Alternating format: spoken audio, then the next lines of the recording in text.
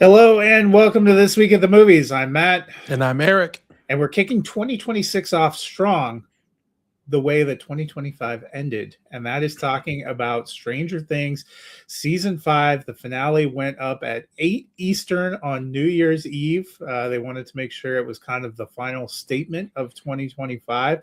A lot went into this season. We had the first 4 episodes dropped the day before Thanksgiving, 3 more dropped on Christmas Day. I don't know. You probably had an easier time. I was on a ship in the middle of the Atlantic, just streaming to my heart's content. And then we had this finale that also went into theaters. Theaters, I didn't go on New Year's Eve because I wanted to watch this at home, but I was there early in the day on New Year's Day seeing Anaconda with my mom. And there were tons of people packed in to see Stranger Things. It was one of the more busy times I've seen at theaters, just that 2-day premiere. So I think what we're going to start out with is a lot building up to this. I'm assuming you've been a fan for all these years like me. I actually rewatched, if you watched my 5 best episodes prior to season 5 episode, you know that I rewatched all 4 seasons during Thanksgiving week to prep for season 5. I had a lot of fun with this one. It wasn't what I expected exactly in how everything played out, but I thought it was beautiful. If you follow me on Letterboxd, you know I gave it 4.5 stars. I had a lot of fun with it. I understand why some people haven't enjoyed the last couple of seasons, and I won't argue that they aren't a little bit bloated. In terms of, this episode was almost 2 hours, but it was really almost like 2 episodes. That was the part that was a little surprising for me. You have that first huge chunk, which is really dealing with the Vecna issue, but then you kind of have this sweet Coda episode. I've seen some people liken it a little bit to Lord of the Rings Return of the King, where you've been on this harrowing journey with all these people, and then you get to see where they end up. But how did it work for you? I like the comparison to Lord of the Rings. I like the notion that they took the ending of this and they took like over 30 minutes of screen time to wrap up a series that is however many hours long over 5 seasons, rather than just have it be like the end of one episode or be a little bit trite or like it was emotional, and it was extremely satisfying in a lot of ways. Most of the issues that I've had with like the latter half of season 5 overall kind of disappeared. It feels like they did all of the work they needed to do to set this episode up so that the episode could kind of just flow and progress the way that it needed to. And everybody got their cheer-worthy moment. I was laughing. I'm going to try to do as little spoilers as possible, but a whole team of the main characters get into the right side up. They get through the upside down into the thing, and one of them is Joyce, and everyone is strapped with projectiles and things that they can shoot so that they can maintain distance and fight things from far away. But Joyce only has an axe strapped across her back. And I was like, that's hilarious. She wants to be very hands-on and close up in the situation. And oh my gosh, the payoff to that was incredible. I started kind of like getting giddy in my seat. I was like, oh my gosh, I can't believe this is actually like the Chekhov's axe is gonna go off. But or Nancy looking almost like Rambo with that haircut and the way everything was strapped. Yes. And they had time for humor too, like when Mike's pressuring her to get a gun and she hands it to him, and immediately his friend's like, that's a flare gun, right? Yep. The show was a great balance of everything that's been good about it, with every character getting to show off how far they've come. And I just, it's like one of the sweetest, most meaningful things. I think we're going to talk a little bit later about the sort of goodbye part, like the ending part. Yeah, and I have give a little warning. I have something to talk about when we get there. But yeah, like pretty much all of my issues if I have any with season 5 in general, can be summed up with the character Kali 8. And so again, without getting heavily into spoilers or anything like that, all my reservations, all my issues, they get addressed in a way that is like good enough for me. I will just say, because they talk about this before the finale, so I'm going to mention this before the finale, but every time someone brings up the idea of me being around is just a burden to my family and friends, maybe I should sacrifice myself so I'm not around anymore for my family and friends, that never makes sense to me.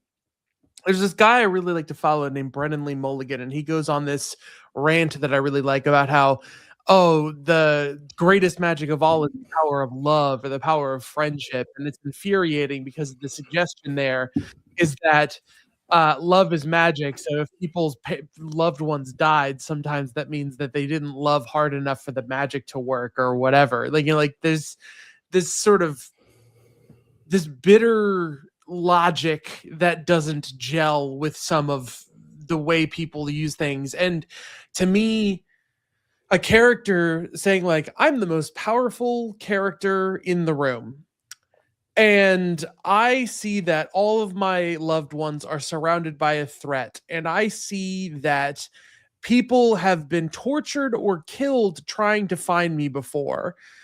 I see that they're all surrounded by the people that would, you know, the sort of threats that would threaten their lives. I am going to leave and not help anymore and hope that they're okay and never know that they're okay and just eject myself from the situation. It never really clicks for me emotionally, logically, or on any level for a character to be like that. Now, contrast that to season 1, where Eleven is like, I'm going to sacrifice myself, but I'm going to take the bad with me with the Demogorgon.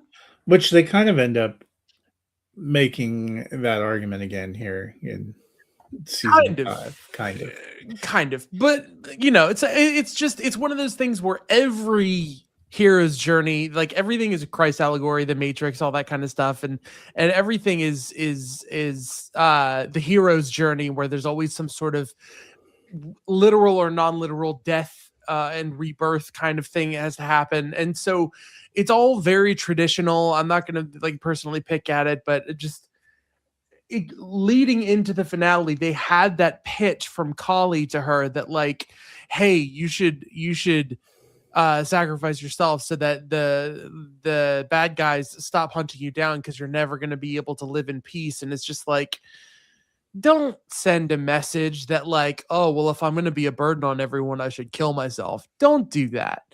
Like, I think the only thing that for me never really pays off, which I understand the complaints, is the whole military subplot in season 5. And you have an actress like Linda Hamilton who's instantly recognizable, and literally, aside from screaming at people a few times over the course of 8 episodes, has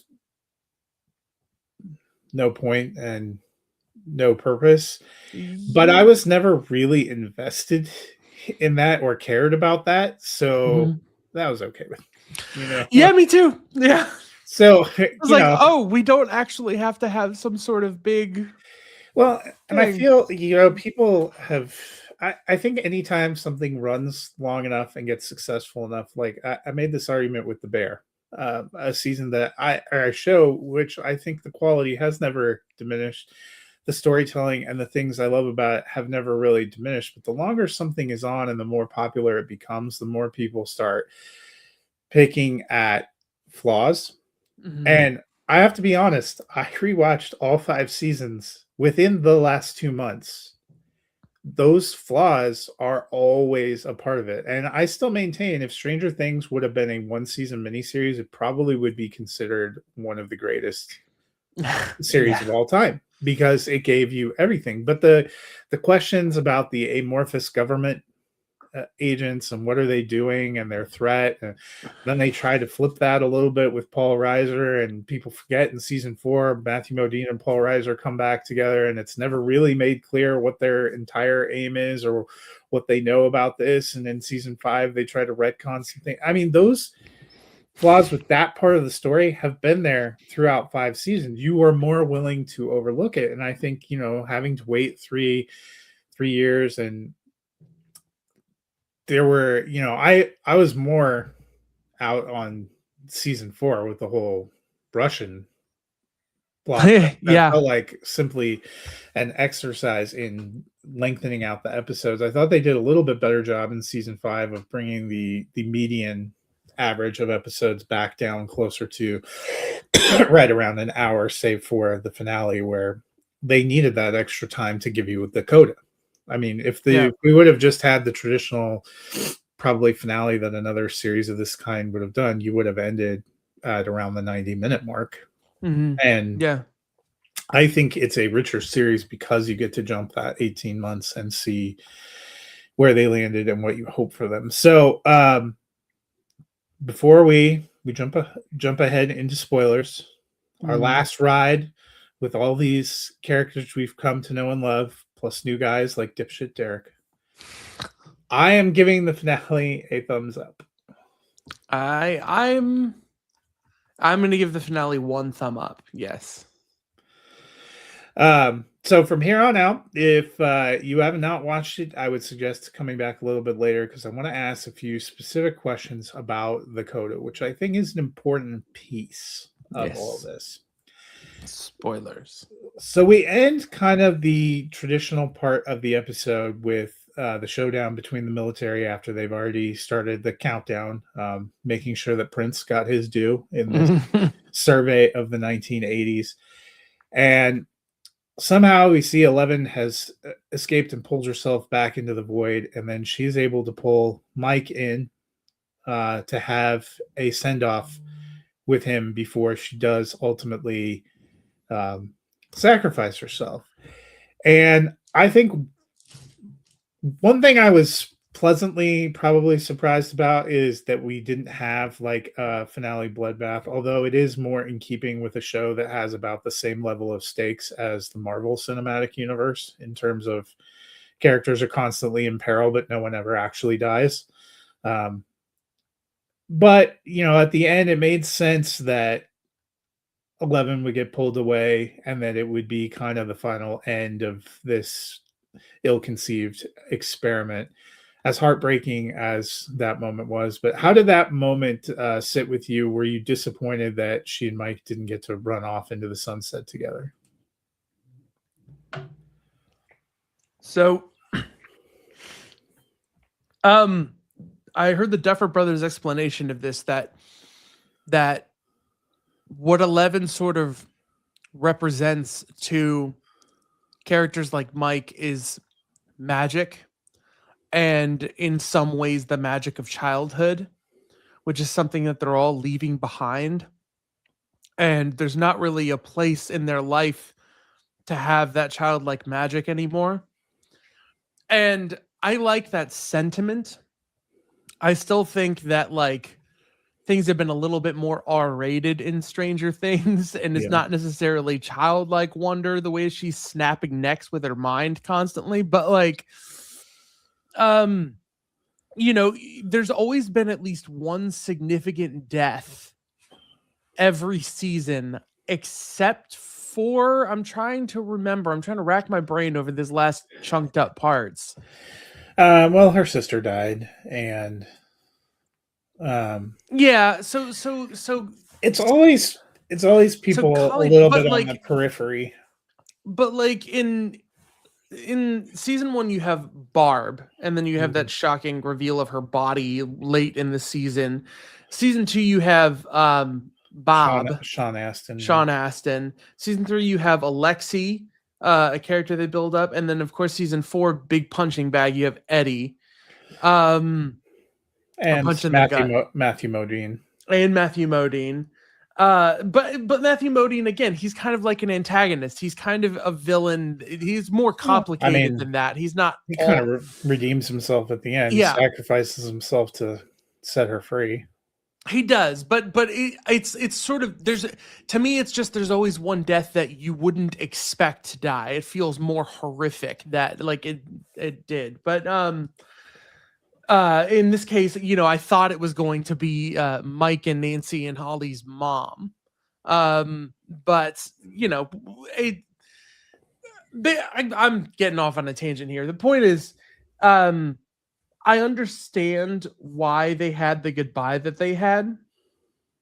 It's just one of those things that for me, I don't know if I ever wrote a movie or show, if I would ever be able to land in the same place as writers, because while everything there is emotionally earned and works and makes sense, everything is there and it works emotionally.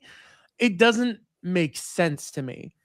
And there's an inability in my head to be like,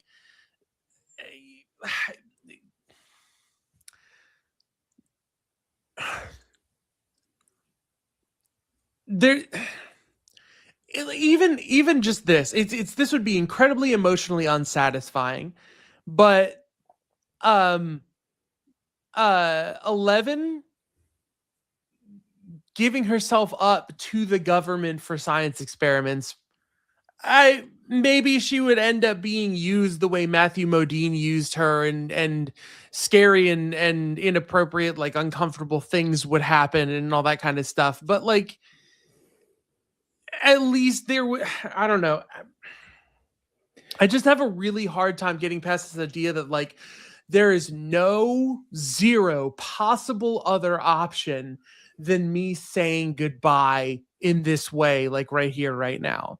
I'm just like, you haven't tried, you haven't thought about it. You're dealing with this other big issue, and you haven't done any of the work to resolve that other issue. Like, I think in part she thought that it would be all consuming for Hopper and for Mike and for the others for their lives. And part of that choice would be to spare them from having to commit all the rest of their lives to running or hiding, or because for Mike, Mike acknowledges a little bit later when he's talking to Hopper that it was something of a kid's dream, because the reality of if they were going to get away and go into hiding, he would have had to cut off contact with his family, with his friends. You couldn't.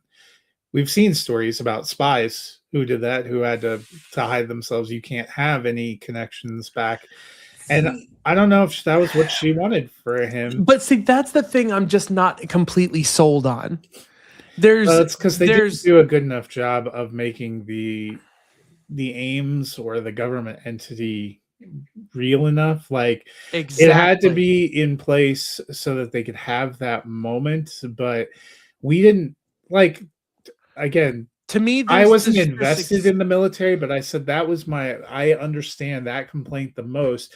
The military subplot, and you have somebody like Linda Hamilton, and as soon as she pops up, you're like, oh, this is going to be important. But we never did. She even have a plan? They built that base down there. What were they hoping to accomplish? Yeah, there's a lot of stuff about the Upside Down and the military activities in the Upside Down that are like unexplained and odd. Like the Upside Down is an extremely deadly place, and somehow their military forces, without being disturbed by Vecna the Mind Flayer or anything at all, were just able to go in and build and create what they created. And just to me, there's this eccentric branch of military that was concerned with suppressing 11, and it started in season 4. This weird branch of people that are like, there are these kids dying, and we blame 11 for it because she's got weird powers. And it's like, you don't know about all the other times she's fought other evil things that are fighting. Like, nobody is going to be able to convince me that the threat of this military branch was so great in their lives that Mike and Eleven couldn't just like live together. I know that Eleven had to like live in hiding with Hopper, and she didn't want to just continue to have to live in hiding. I loved Hopper's speech to her about her getting to live the life she deserved to live. I completely emotionally worked for me. But it just, to me, there's just so much room for other options when all you have is Linda Hamilton and this one branch of people being like, well, you saved the world, but we're still going to use you for our creepy, selfish purposes, and them just being able to do something about it. Like if they just didn't have, oh, we came up with these noise suppressing radio dishes that make you not be able to use your powers. If they just didn't have that, there wouldn't even be able to be a threat at all in the first place.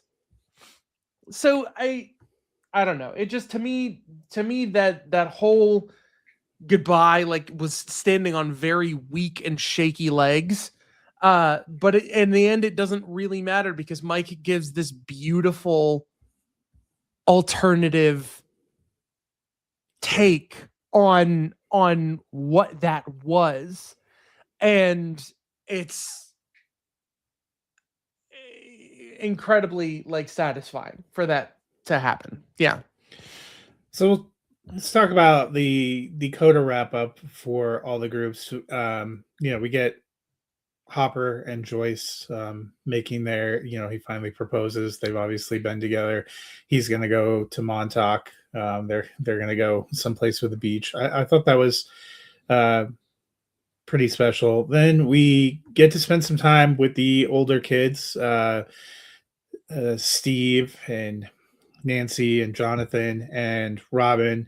They had spent actually a little bit of time in episodes prior to the finale kind of dealing with the, will they, won't they with Jonathan and Nancy. We got a kind of couple cool bro moments between Jonathan and Steve.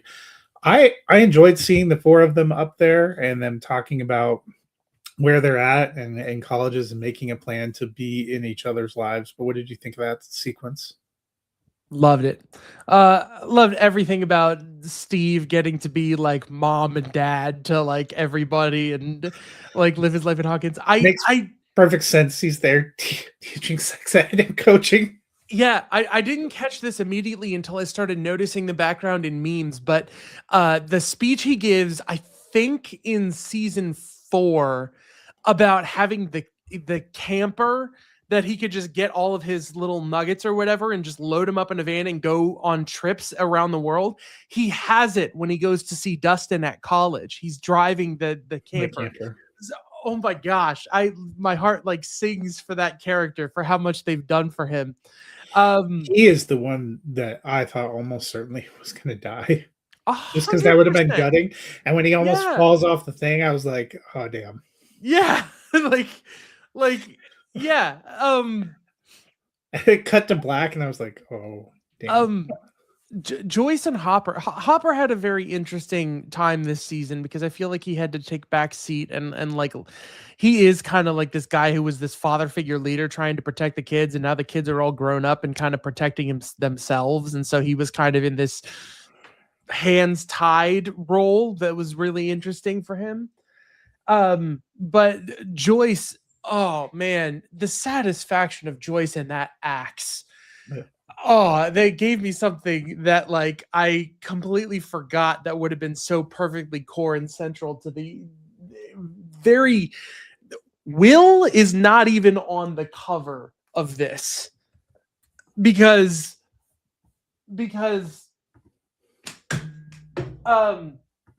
in season 1 he was a MacGuffin. He's not around, and just the vengeance, the I don't know. There's just something so right about how they handled Joyce, and Hopper was so heartfelt, and them coming together felt so natural, and them finally getting to eat in that restaurant, which I assume is the restaurant that he got stood up in season 3. Mm-hmm. Yeah, just kind of perfect. And Nancy, of course, has always just been this character who's like, I'm going to trust my gut and I'm going to do what I think is right. And she's this like unabashed badass. She is Rambo in these moments. Let's be real. Like, I mean, with the way that hair and everything, she definitely looked like Rambo from that time period too. Yeah. And, I love the idea that Jonathan went to film school and that he's still doing something in like photography and all that. And it's one of those things that I think when the characters are talking about being together every month, they're talking about what they hope will happen more than what will actually happen. But I, want to believe that everything is going to be a happy ending and they all stayed together forever. And now they were in their early 20s at the end of the 80s. So theoretically they're in their like 50s now. So let's just say they all still meet together in their 50s. And like, I hate to break it to you, but the late 80s are now 40 years ago. So if they were in their 20s, they'd be in their 60s. But in 89, if they're in their 20s in 89, then they would hit their 60s. 37 years ago. Yeah. So I'm saying mid-late 50s. Because they're like 18 and 19. They jump ahead. Well, I mean, so Steve was a graduate in season 3. So he's probably more like 25. In 89, yeah. Yeah, because... Yeah, he's probably close to 25. Yeah. I know, math is hard. In real life, they're all 30s. So. Well, and then we end where, we need to end with the original party playing Dungeons and Dragons. It's a fun game moment, and then gives Mike a chance to talk about what their future is, kind of some happier times for Lucas and Max, Will being able to go find a place where he belongs, Dustin pursuing a lot of things, and then Mike they ask him about him, and that's when he gives his take on 11 and on being a story. I like the idea of Mike being a writer. I thought that made a lot of sense. I thought that was a really beautiful moment and kind of a beautiful way to end, especially with the very end where they're passing the torch to Holly and that group of kids that survived Vecna and the next generation. It was made tear up again. Yeah, it was just such a beautiful moment. But what did you? I assume that very ending worked pretty well for you. I have always wanted to play D&D. I got a friend of mine to run it for us twice when I was in college, and I played it with him once before, like in high school. And I remember just sitting in my friend's room in his house's basement and playing the Lord of the Rings soundtrack and just like making decisions and telling him what I wanted to do. I don't remember rolling a lot of dice, but I don't know. They would be when there's the 3.5 edition of the game. But Stranger Things, there's always been this appeal, this link to it that the Duffer Brothers didn't. The Duffer Brothers originally came up with it as a device to kind of help the kids make sense of the game. And in the 80s, that was like a game that like outcasts would kind of play. And it just kind of made sense writing wise. But it ended up becoming such a big through line of the show that it only made sense for it to be this way. And now I've been playing D&D regularly with friends since 2021. And for the last 2 years, when I've been the one in the DM seat, I've been running a module called the Curse of Strahd, which is the 2014 update to that Ravenloft edition, which is Strahd von Zarovich, Valaki, the Abbey of Saint Markovia, and the wins there. Like we are wrapping up the David lives at the mage that whatever. It's a mage in their thing. It's a different thing in the 2014 module. Point is, we've been running this for 2 years, and we're about to have the finale of that campaign in our lives this year in like May. And so I was already emotional about the idea that these characters are going to sit down around a table one last time and share their stories. And then I was extremely rattled by all of the accurate references to this module that we're playing in our real life and sharing with our friends now. And we're not 18 years old anymore, like we're carrying this around in our adulthood, and it still means so much in terms of storytelling and how that helps people process. I use a D&D dice set in my work as a therapist because it helps people make decisions, accounts for randomization, and helps people try and think through and process, things that happen to them in a safe, contained way. And seeing that used in such a similar purpose, like I'm going to use this escape fantasy game to process the things that I'm having a hard time processing in my real life. And I'm going to relate this real life tragedy to what it is. And I immediately, Max is supposed to be like, oh, I'm having such a rough time. I can't believe we lost. I'm going to go throw something off a table. But the second she challenges Mike to give them a like heartfelt ending, he starts to talk about how Max and Lucas just grow more and more love together every day. And I don't know if it was Sadie Sink just on set, but her character's already crying. Like no time passes and her character is just crying. Like they clearly shot this stuff close to the end of wrapping up filming because she was gone. And one by one, they all just get these really sweet things. One, it's something I haven't talked to my wife about, but it's something very interesting to me that Dustin's character is a bard. Is like it's someone who plays magic through song, and that alone. Also, Dustin's graduation speech as a part of the coda that wraps them up. Absolutely amazing. His character becoming this sort of rebel who retaliates against the world looking down on him in this way that's like really empowering and embracing of other people in his life, rather than him kind of like turning a cold shoulder and being bitter about what's happened to him. It's the best. Dustin and Steve, I think, are my favorite characters in the whole show, and their endings are so solid. But Mike has been the heart of this season so much that I swore he was going to die because they were putting him in the center. He was like, no, I believe in you. I believe in you. And like every person he was going to them saying, you don't understand. I'm clearly the person that it would hurt the most if I died right now. And so I was like, he's going to die.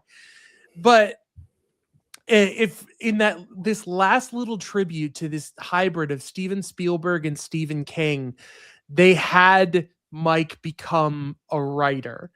There's always like a writer insert character in Stephen King, and it was just so good. It's so perfect, everything in that coda to me. So yeah, the very end reminded me of another film franchise that ended with a similar coda, and that is Christopher Nolan's Dark Knight trilogy.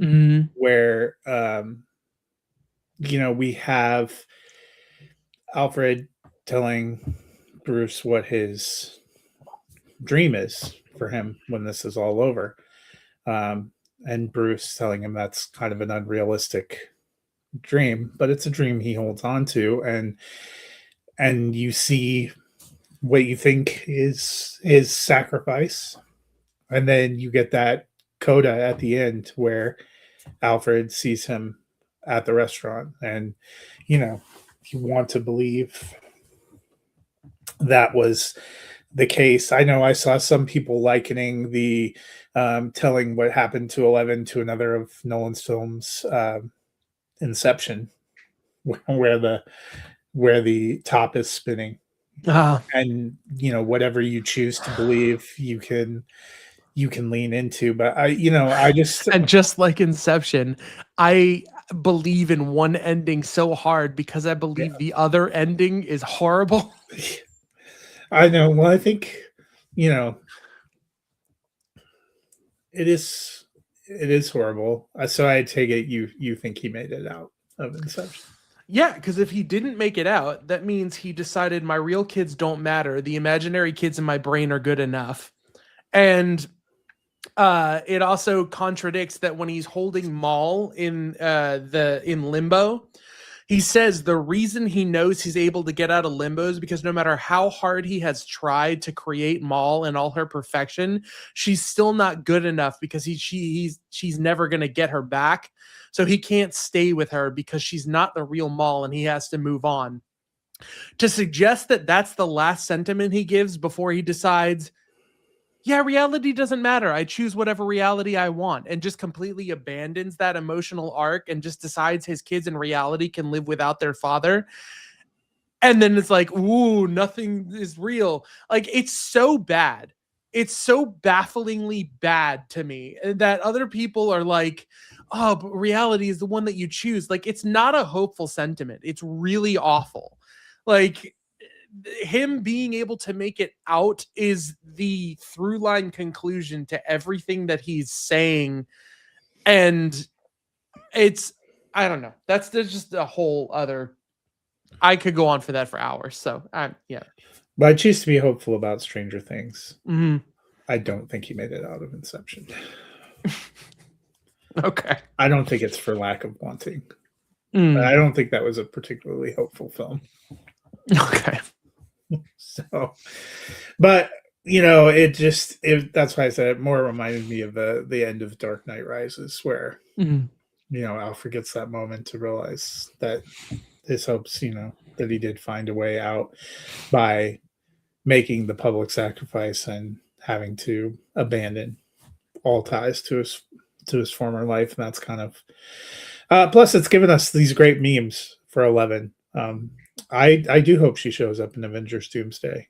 Honestly, I mean, at this point in time, Why not? we're bringing everyone back. It's a ponderous exercise, so why not just start sucking everything in? But I enjoyed it a lot. How now that they're all in 42 episodes, five seasons. Of course, they've already announced spin-offs, including an animated adventure for all these characters that takes place between seasons 2 and 3, because Netflix is never going to let it go entirely. But how will you remember Stranger Things? You saw the first season after it premiered. When did Stranger Things season July 1 of premiere? 2016. July. Yeah, I didn't watch it until after August of 2016, where I moved into the house that I moved into. And now on January 1st, 2026, I watched the last episode, and in about 3.5 months, I am moving out of this house. It brought D&D fandom into the limelight at a time when I got to finally start playing D&D with my friends. It brought together Steven Spielberg and Stephen King, which are two like childhood flowing into adulthood themes. I am always going to relate to one character. I feel like this is kind of like the movie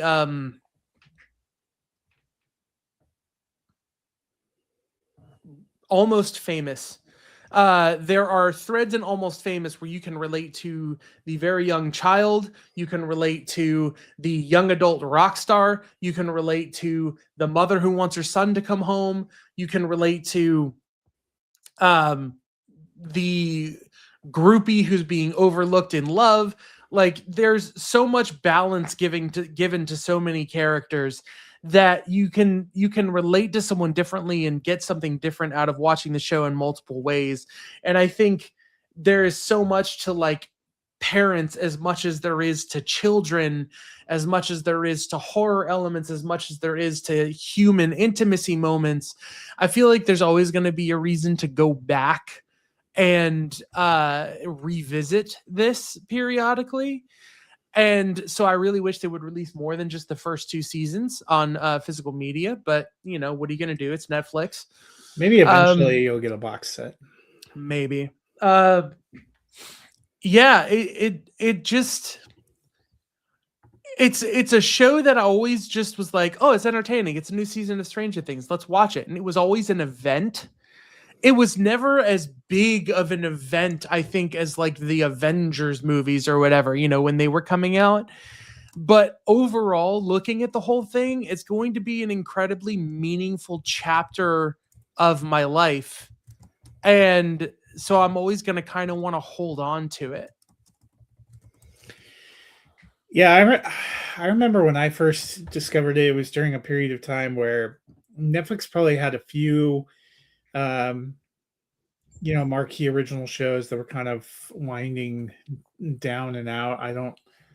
I can't remember right now when House of Cards launched, but they always had these new shows, and I would always try things. And I remember seeing a trailer for this, and you know, they did the big selling on Matthew Modine and Winona Ryder because those are the, you know, familiar people and the 80s. And I remember sitting down to watch it. I ended up finishing it in like a day.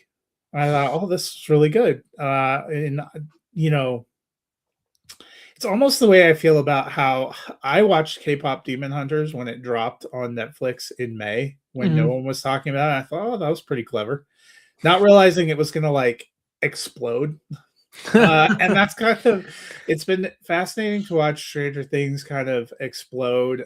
And I will appreciate the journey. I thought that you know, season 5, like all the seasons, had some of its flaws. I appreciated the ending. I appreciate the way it all came together. I will remember it as a fondly remember it as probably one of my favorite, you know, all-time shows. One that probably come back to. I'm like you. I kind of hope they release like a full season or a full series set. It'd be nice to have those. But I thought it was a lot of fun. And, you know, at first I was a little annoyed about kind of the ponderous buildup and their release, but I think they paid that off too with the way they released this 5th season and the excitement they built. You know, I was genuinely pumped at 8 Eastern on New Year's Eve to be able to ring out the year with the show, and it didn't disappoint. I thought it was a lot of fun, very emotional and very satisfying. So, you know, I did my top 10 shows of the year a little bit earlier on New Year's Eve, and I noted about Stranger Things, you know, since it hadn't wrapped up. I would have included it somewhere right up in the top 10 because I think that finale really cemented that for me. I think they did a great job. Any other thoughts from the Upside Down? I get that it had a lot of clunky dialogue and exposition, and its streaming shows have this issue where they assume people are doing something else like folding laundry and being on their phones and stuff, so they need to have characters explain things over and over again. None of that was able to take away the heart of these characters that have been so well developed over such a long time. And so this stands apart from a lot of the other streaming shows to me, and I think it's just extremely special. Yeah, and quite an undertaking. I'll be curious to see what the Duffer Brothers do next. You know, is this the start of a lot of things, or, you know, when I remember when Game of Thrones ended, thinking David Benioff and D.B. Weiss were gonna explode, and we haven't seen a lot in the. Where are they? Well, I mean, they've done some shows, including the 3 Body Problem for Netflix. Just nothing has really hit. I think the Duffer Brothers, didn't Paramount sign them to a huge deal I think. Maybe. I think they got, they lost Taylor Sheridan, but they signed the Duffer Brothers, I'm pretty sure. So I'll be curious to see what they can create and whether that's going to, land and resonate. But for now, appreciate what we got. And it was a fun way to wrap up 2025 and to launch into 2026. So if you have not seen Stranger Things, all 42 episodes are now streaming on Netflix. So be sure to go and check it out. Be sure to leave us a comment with your thoughts on the epic finale. Until next time, we will see you guys at the movies.